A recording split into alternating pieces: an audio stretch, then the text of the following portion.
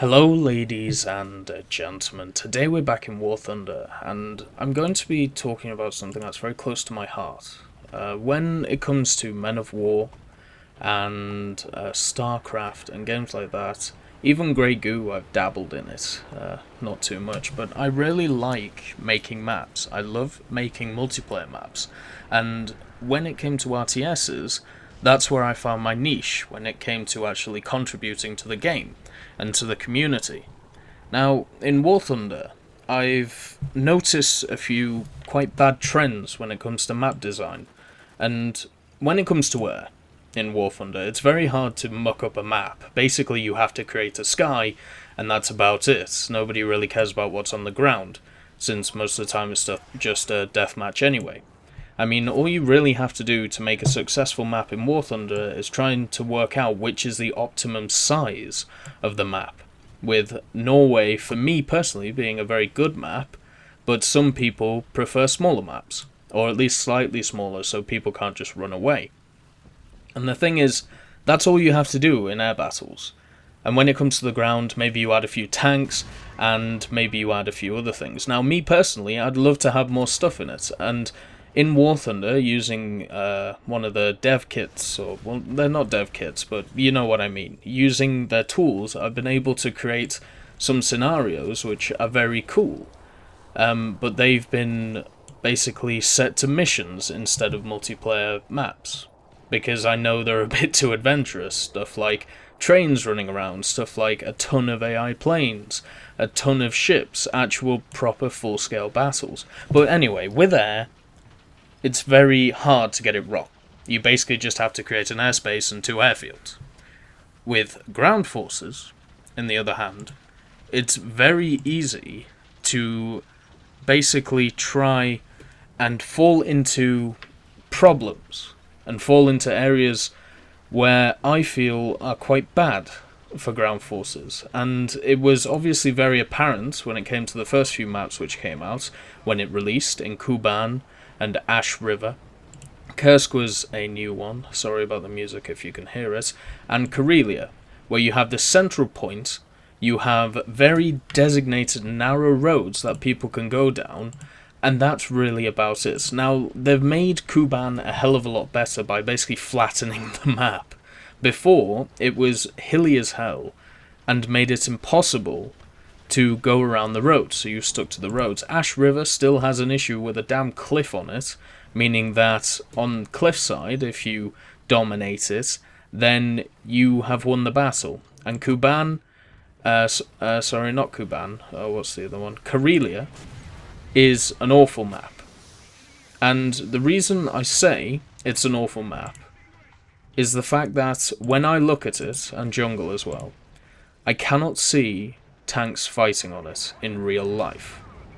When I look at Karelia, the jungle, Ash River, and Kuban, which were the first maps ever produced for ground forces, I cannot see in real life, in World War II, people in tanks fighting over these grounds. Now, you may say, oh, that's just your opinion, and that's how it works. But what I'll do is, first of all, I'll go through all of the maps and tell you what the issues are and why it wouldn't work in a realistic setting. So Kuban is too centered off. It would be too easy to flank around the enemy.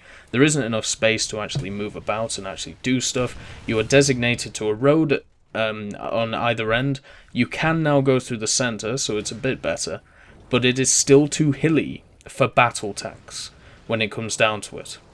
And the area is too small. A commander would not attack a region if he could not see the other side of it. It is as simple as that, or did not have any reconnaissance of it. Ash River, if you decide to fight in this valley, you better hope that the enemy is also fighting in that valley, and not just basically sat on the cliff, destroying your ass. And in a real-life setting, any commander or general would turn around and go, right, there's a cliff up there, maybe we should use that to our advantage. So that makes 3/4 of this map obsolete in a real-world setting. And the thing is, even the cliff itself, if you can get up it in real life, which you should be able to. It's extremely hilly, once again, which tanks do not favour, and most of it is just cornered off by ridiculous rocks and just silly piles of mud everywhere, which do not contribute to your winning the battle. And remember, from a commander's point of view, you want to win the battle. You're not in this state where basically you just want to do well for your team. You want to try and win a battle and make sure that you lose the least amount of men as possible, so you can easily resupply and then go forward again. Mozdok is probably one of the maps in the current map pool we have, which is very much a map where I can see tanks fighting, because it's mainly flat. Yes, there are some hills, but they are easily maneuvered over, and the majority of it is flat, with a few little dikes and stuff like that you can move in. There's a river, which usually was a point to fight over. But it's mainly flat. It is actually friendly to tanks. It's not marshland or anything like that, such as in the jungle. Poland, I have no idea why you would make, if you were commanding an army, the focal point of your attack on a village with tanks in the damn village. If you ever look at any recording or any video of World War II, or even just some tactical booklets or something, tanks would never really fight in cities unless they had to, unless they were trying to drive an enemy out. Most tank battles usually took place outside of places like that, because it's very hard to do anything to the defender. Was it Carentan? I don't think it was Carentan, but in Normandy there was a town. It could have been Carentan. And basically there were 3 tigers in this town, and the British were trying to crack it. And basically, if it wasn't Carentan, please correct me, because I can't remember it right now. But anyway, the British were trying to crack it, so they sent in Cromwells and Fireflies. Guess what? 3 tigers were easily able to hold the town. One of them survived, and the only reason they stopped fighting is because they ran out of ammunition, ditched the tank and ran. What the British did the day after, or a few days after, was bomb the town to shit. And the reason they did this is because you've got to understand how much of an advantage a defender has in a location such as a town or a village, because you can only approach certain tanks from certain angles. You can't really go round them unless you have some designated roads. And that's why most of the time, especially when it comes to Northern Europe or Northern Europe, let's say, like France and Belgium and places like that, when there were tank battles, they happened outside of villages and residency and stuff. Also, something like the commander has to happen. He doesn't want to destroy houses and destroy stuff as he's going along. He just wants to flush the enemy out. But anyway, Poland has an issue, which a lot of these maps have, which is the idea of putting a central focal point into them. And I don't believe in that at all. Poland, out of the first 4 we've looked at, is one of the biggest things for this. Like, it's one of the biggest examples of this, where you have to fight in the town. You can try and go around, but everybody's in the town. And it just makes it so unrealistic in my head when it happens. Kursk, well, when you take one of the only places on the Battle of Kursk, or Prokhorovka, and you make it into a hill, not just a small hill, a massive hill, there is no way that tanks would fight on it.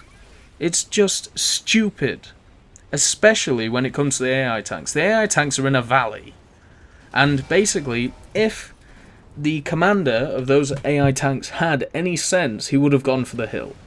So the AI vehicles being there makes no sense to me in a realistic setting. And when I started War Thunder, it was supposed to be a realistic simulator. And that's what I've stood to. Maybe the game's changed, or maybe the people's opinions have changed, but that's what I would like the game to be at the end of the day. And maps like this infuriate me, because you have a setting in the map which makes absolutely no sense, with the AI vehicles fighting in that valley when they are completely open to fire from the top of the hill in the centre of the map. And because this top of the hill is in the centre of the map, that makes it the focal point of the map. And if you go down the right side of the map, or the east side, you go down a massive hill again. Tanks would not fight on this, at least not in a full-on engagement, because as you crest that hill, there may be stuff on the other side, such as a row of damn tank destroyers waiting for you to crest that hill. And I don't just mean, tank destroyers in the sense of a Hellcat. I mean stationary ones as well, even an 88mm, just sat there waiting for you to crest the hill. And it's balmy to me to think that you take the Battle of Kursk and you use a map like this. So once again, out of the 5 maps we've looked at so far, one of them actually fits what maybe a commander would want to do in World War II and actually attack. The jungle is a farce. No one in their right mind, especially when looking at the Pacific campaign, would realise that tanks were great in a jungle. Or the fact that swamp and marsh and grounds like that are great for tanks. No commander in their right mind would think, yes, this is where we should attack the enemy. And no enemy commander would be like, yes, this is where we should attack the enemy. Now, the jungle has all of the issues of all of the other maps. It has a ton of terrain which you can't traverse, meaning that you have to sit by going on a beach or going down a single road, meaning that it's very easy to corner off, giving the offensive team a problem. The centre of the map is absolutely useless because it's hilly, and once again in a realistic setting, tanks would not fight on it. Maybe you could make a decision and say that the beach you could fight over, or the south road, fair enough, but in the centre of the map, it is completely terrible for tank warfare, and most of this map is, because of its hilly, bumpy nature, which tanks do not like. So we'll move on to Karelia. There's no point in talking about this map. It's a terrible map, for all the reasons listed above. Carpathians, I suppose maybe you could see tanks fighting on this. But you know where they would be fighting? The northwest of the map, where it is flat, or the southeast of the map, where it's flat. They would not fight in mountains, because they cannot traverse them. They would not fight in a broken castle, unless they were setting up a defensive line to stop people coming down the middle of the field. They would not fight in a place which was so hard to traverse for these tanks. Maybe you could make a point that a defender would find this place great, because the offensive side of the tanks find it so hard to get to the defender. Yeah, alright. But then no commander in their right mind is going to attack it. Do you see the massive issues here when it comes to this map? This is not a map which is friendly to tanks. Eastern Europe, very much similar to Poland. Even though the biggest difference with Eastern Europe is that the town's slightly bigger, and that it's in a valley, with the hills all around. So yes, tanks would not fight in the town. Maybe they would use it to hold out in a defensive posture, but if you were attacking it, no damn way would you attack it. You would either bomb the shit out of it, or you would lay tank destroyers and other tanks around the sides of this village, or town, I suppose, and you would just sit there and wait for the enemy to run out of food, if you could. Because the river is too deep to go across. The roads are all over the place, meaning that there could be issues with tanks just holding them by themselves. You have a massive strategic advantage by staying outside the town, and you could just stop them from attacking you as you just sit there and wait for them. So, once again, it favours the defender a lot more than the attacker. So therefore, the attacking commander would not attack. Most people like to attack from a point of strength instead of out of necessity. And basically, that's what I'm trying to get at here. White Rock Fortress is ridiculous in the fact that nobody in their right mind would fight around the ruins of a castle unless you're defending the damn thing from one side. And basically using the battlements as cover. But in a straight-on, tank-on-tank battle, such as the one at the Battle of Prokhorovka, that would never happen in a place like this. Because it's too hilly, there's too much mud, there's too many castle remains in your way, you have no line of sight of anything, and it's just impossible for you to do anything. And then we come to Hurtgen Forest, the next one. I think this map is actually pretty decent, but once again, you wouldn't fight in the damn town. You would fight in the north part or the part in the southeast near the river, because it's not as hilly around there. There's not as many structural advantages. It's flat ground. Your tanks can easily move. They can get in between the attacker instead of trying to assault a village which is laden with tank destroyers, or trying to assault some hills which are laden with tank destroyers. And Normandy. Now Normandy, we know that tanks fought in Normandy. Mainly it was bush warfare, so it wasn't massive tank battles, but you could see the difference between a place like Normandy and a place like even the Battle of the Bulge, if you want to. Even the Bastogne Offensive. Where with Normandy, you have a small town on the beach. Now, that would be taken by the soldiers. Maybe there's a few tank destroyers in there. Okay, you have to clean them out. That's fine. But then, on the south side of Normandy, you have flat ground with hedgerows. Now, we know from reading a ton of stories about this whole thing, about this whole invasion of Normandy. It's been very well documented, Operation Overlord, which is absolutely grand for us, looking in the future, because we can look back. But we know that the Germans used many of the hedges and bushes and everything like that to hide behind, to set up a defensive position. So it was hard to see their tanks, it was hard to see their infantry, and just going down one road could be treacherous to anyone trying to go down it in an aggressive fashion, until they got to another town where they could assault it. And that's why, even though Normandy in itself, the south side of it, it's flat, which is good. It has many roads, which are good. But it doesn't really favour tank combat, but you can see it's happening because of the way that it is laid out.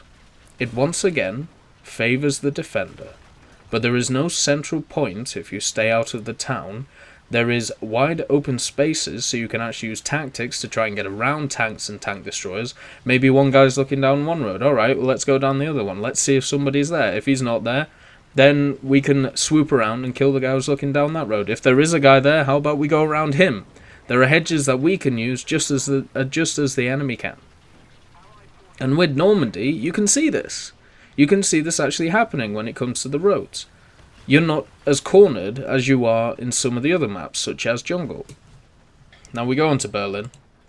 Berlin's your standard city map. There's not really a lot to talk about. Massive tank battles would not happen in cities. You would get one-on-one combat, maybe two-on-one, maybe a guy flanking. There is it Dresden? Or there is a very famous clip of I believe it's a Sherman getting absolutely blasted by a Panther, and it sets on fire, it cooks, and the commander's seen getting out of the tank and his legs hanging off. And then a Pershing comes down the street next to him and shoots the Panther straight into the side once, and then it's basically knocked out, shoots it again, sets it on fire, and then the top pops and everyone tries to get out because, well, they're burning to death. So that's the type of combat you would get in cities. It will be a very slow march towards the city centre or wherever the garrison is, and that's all that would happen. And it would just be a few little skirmishes. If you've ever read about the Battle of Stalingrad, that's exactly how it was. it felt like inches taken were miles, because you always felt there was a person around every corner or a gun around every corner, and you had to check everything just to make sure there wasn't a person there, and there wasn't guaranteed lines of attack and lines of defense, so you weren't sure what was going on. Another battle which is massively documented, which is brilliant. But once again, with these city maps, they're not designed for massive military tank conflicts. And then Finland. Finland has always, to me, since its release, emphasized a real issue that I have with the way that maps are made when it comes to Guardian's development in tanks and ground vehicles. It's the fact that you have designated roads, which are fine, but then they're cornered off by mountains or hills or areas where you can't pass. Finland has basically three sections. It has the left side, or the west, the centre, and the east. And that's how it is. There's a village on the east and a little bit of a house on the west. But between them, you have massive mountain ranges. And between them, you have even little smaller bumps, or hills, if you want to call them. And that means that you are sectioned off. Now, if a commander was trying to advance in this area, he would either try and send a brigade down one side, and if it was successful, everything else would go down that side. He would maybe try and go through the centre. Oh no, there's a few tank destroyers up there. Okay, back up, let's get a bit more reconnaissance, see what's on those hills back there. And then once they find out, they pick a different route where there is less resistance, or they just bomb the shit out of everything, as happened many times when it came to German defences. But the thing is, the biggest issue I have with just map design is the fact that you have these cornered off areas of the map. And tanks just didn't fight in areas like that. Let's look at something which I think amplifies this point. So there's a website here. It's the Armed Forces Museum. .com, and the article is Top Tank Battles of World War II. And remember, there aren't actually that many massive tank battles. Like, most of the engagements between tanks were either supporting infantry or trying to clear out areas, and there wasn't massive full-scale tank battles. But there were a few. So we start off with the Battle of Brody. There was 2,500 Soviet tanks, 800 German tanks, and basically this was the largest tank battle of World War II until Kursk, 2 years later. The Germans were victorious, even though they had many less tanks. But if you look at any of the pictures from the Battle of Brody, what you see is a bunch of tanks around, pretty close together, but what I want you to do is focus on the landscape. It's flat ground. There's not a lot of marsh, there's grass, there's greenery, there's a bit of mud here and there, there's a lot of smoke around from dead things, but the main thing to take away from this, it is flat, wide ground. Because that is where tanks are optimum. Next one. The Battle of Hanut, or Hanut. 600 French tanks against up to 674 German tanks. This happened in Belgium, and it was basically part of the Maginot Line offensive, when the Germans broke from Belgium into France and took Paris eventually. Now, even though the Germans were able to really push back the French and kill a lot of their men, the Germans had to withdraw, and this is one of the examples that's used quite a lot, showing how the French tanks were actually more advanced than the German ones, because they were able to maybe not win the battle, but they were able to fight back what was seen as a ridiculously crazy force in the form of the Blitzkrieg force that the Germans used to invade the whole of Europe, or at least most of it. But once again, if you look at the pictures, Belgium around that time, there was a few trees, but not really a lot. Though it was muddy ground, there was grass on it, but it was still muddy. But the main thing, once again, to take away from this, large areas of flat ground.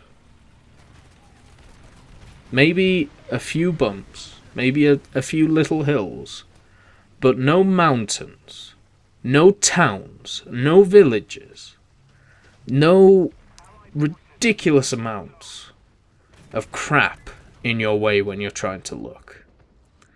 Just good old-fashioned, short grass which doesn't come up to half the size of your tank, no ridiculous trees that you can't see past, no silly, stupid towns that get in your way when you're trying to attack. Nothing like that. Just good old-fashioned flat ground. The next one, Operation Goodwood, 1944. 377 German tanks and around about 1,200 British tanks. So the British attacked the German forces in northern France, 1944, and basically what people say is that this was the largest ever tank battle fought by the British Army. Now, a lot of people see this as a victory for the Allies, but a lot of people see it as a victory for the Germans. Basically, the reason that is because the Germans were able to annihilate the British tanks at a hell of a rate, but the British were able to take the ground that they needed. Now, this is the same argument that General Haig used in World War One when it came to the Battle of the Somme and many other battles. Oh, a few million are dead, that's alright, we took the ground. And, I don't really... I'm not really part of that school of thinking, sometimes the ends do not justify the means when it comes down to it. But this was mainly Cromwell's and maybe not Crusaders, but Cromwell's, Fireflies, the tanks around that time, against big, hard German tanks. They were big stuff back then. Even though the majority of their armies at that point were still Panzer IIIs and IVs, there were still Tigers, and there were still Panthers, which dealt Cromwell's a hell of a blow. But the main thing, once again, look at the pictures. The main thing is there is a bit of forestry around, but flat ground, mud, or dry land, grass, everything like that, but flat and big area. Next one, Prokhorovka, 700 German tanks, 850 Soviet tanks. And that 700 German tanks, well, it's on the high estimate, if you know what I mean. But once again, slightly hilly, very slightly. The contour lines are definitely far spread on that one. But so it's mainly flat, grass, good for tracks, and once again, a large area so you could maneuver. And the Russians actually used this to their advantage a lot. They got between the German tanks to the point where sometimes the smoke was so high that the German tanks started shooting themselves, because basically the Soviets were trying to cause confusion. But the thing is, this happened on flat, open ground. No towns, no cities, nothing like that. Just good old-fashioned, let's get in a field and twat each other. Battle of Ryazany, same thing. I suppose the one which is different to the rest, when it comes to it, is the Battle of El Alamein. And the Germans lost, obviously, but basically one of the biggest reasons the Germans lost is because of the Sherman tank, which reinforced the Germans, which was quite nice of them. But when you look at any of the battles which actually happened in North Africa when it came to tanks, a lot of them were all about trying to control certain areas. The British realised what Rommel was doing after they lost a few battles. He would flank around with his tanks, and they would basically decimate the British forces by the side. So what they did is they sat their tanks on the side and waited for the Germans to come eventually. That's what they worked out what to do, or what they believed would work. And they were right, even though their tanks were seen as inferior. They were able to at least trade decently. And then when the Sherman came along, and the tactics of the Germans were found out, it was pretty obvious that the British would eventually win because they were in the defensive position. But anyway, enough of that. What you will see is that once again, flat ground with basically no hills this time, or no bumps, and just a terrain which is decent enough for tanks to move on. None of this mud crap, or none of this mud trying to make it hard to climb hills and stuff like that. So, out of these battles, what do we take away from them? That when it came to large tank battles in World War II, mainly, they were fought on flat ground with terrain where tanks can easily move, mainly grass and sometimes sand. What we have in this game is not that at all. We have a very much unrealistic... we have many... We have many maps when it comes to ground forces where there is no way a commander would fight on it. Because it would just be the death of them. Because the odds are so stacked against them just because of the terrain.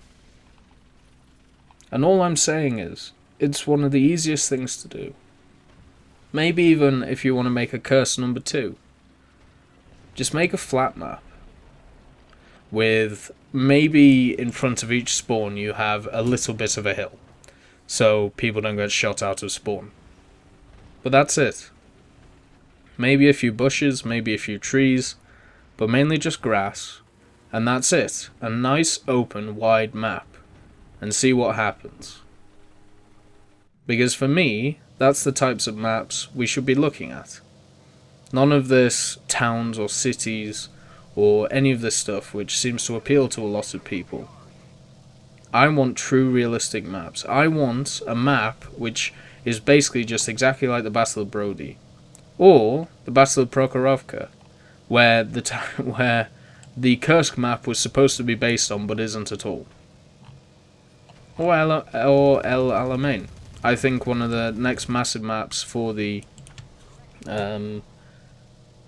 for Guardian will be a desert map, since the British are coming out. And if you just make it with ridiculous amounts of hills, because, oh look, there's sand dunes everywhere, I'm just gonna lose hope in this whole map development cycle.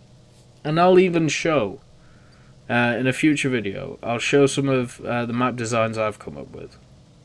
Just to see what you guys think, and just to see if they would be better suited compared to what we have now. But anyway, I'll catch you next time.